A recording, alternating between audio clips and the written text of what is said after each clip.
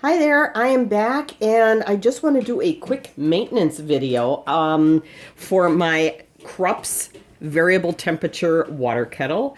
And the main reason I wanted to do this video was because not long after I left or uploaded my first video review of this kettle, I started reading reviews online where people that had this kettle were making statements like, well, it was great at first and it warmed up to temperature pretty quickly. I love this kettle. And then now it doesn't come up to temperature anymore. I don't know what went wrong, but they were blaming the kettle when I started to suspect something else, like maybe it needed to be descaled. So I went ahead and did an experiment on my own. I let mine go for a whole month without descaling it.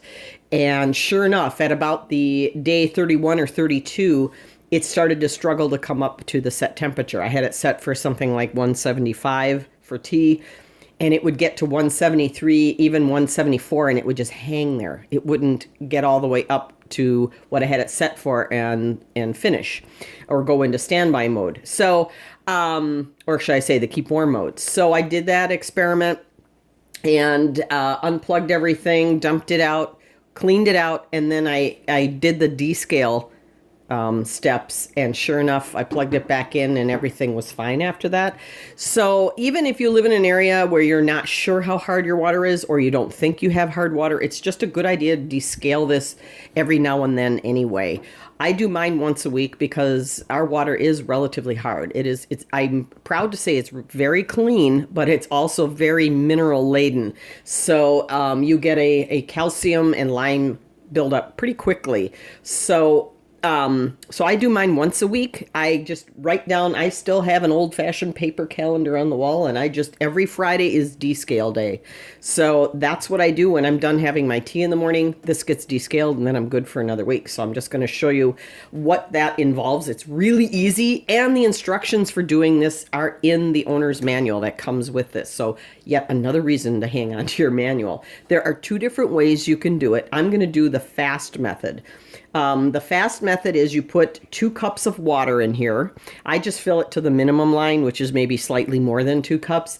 You put the lid on, you bring the kettle to a boil, and as soon as it boils, you shut it off, you unplug it, and you add some powdered citric acid. Now, you can buy this anywhere that sells canning equipment, the jars, pectin, that sort of thing. It's just regular citric acid, and that is going to dissolve the calcium buildup on the metal. The other way, the slow method, is just using plain white vinegar. You are not going to plug it in or turn it on. You're not going to boil anything, and there's no water involved until the end. You're just going to put 2 cups of plain white vinegar in here, put the lid on, just at room temp, no heat, let it sit for 2 hours, and then after the 2 hours, you dump that out and rinse, rinse, rinse. So I'm going to do the quick method, which is 20 minutes after I boil some water. So I just want to show you what this looks like first. I hope you're able to see, and this is just after a week. Like I said, we live in an area with hard water. So I hope you can see that dark ring that's forming around, I don't know if the flashlight helps or not, but there's a dark ring that's forming around the bottom. And you see that little dot right there? Whoopsie. That is the temperature gauge, the little thermostat that's in there. So I'm going to go ahead and get some water in here, and let's get boiling. Okay, so I have my water in the kettle. Put it on the base. It's plugged in. Put the lid on. Hit plus. All right, I already have it. You can see it's flashing boil, so I'm going to hit, whoops. Gosh darn it. All right, there. You only get a few seconds to actually get that done. So we're going to let that come to a boil, and as soon as it does, I'll show you the next step. Okay, we are at a full boil. So let's get to the next step. Oops, sorry about that. Okay, so I'm going to turn it off. We're going to unplug it. All right. Carefully take the lid off so you don't burn any knuckles there.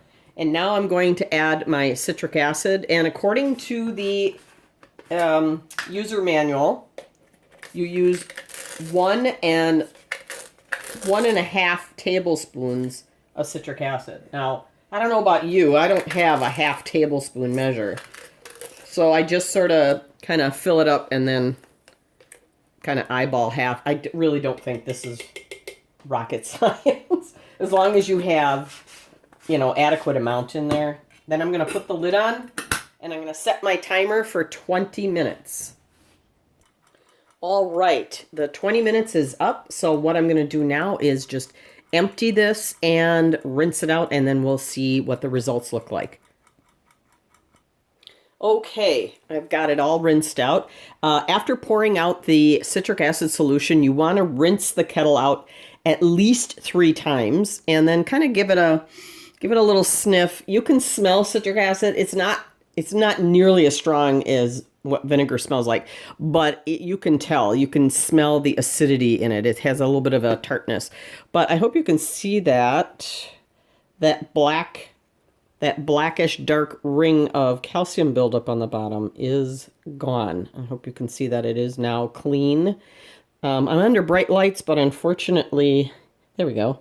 Unfortunately, the kettle is casting its own shadow. Another thing that I do when I'm pouring out the citric acid solution, I pour it into the lid just so that gets descaled as well. And then, of course, give that a good rinse too. But now you are good to go. You can dry that out and you are good for your next brew, and everything should taste wonderfully and should function properly. So again, I hope this video is helpful to you. If you like my videos, give them a thumbs up, and we will see you next time. Bye-bye.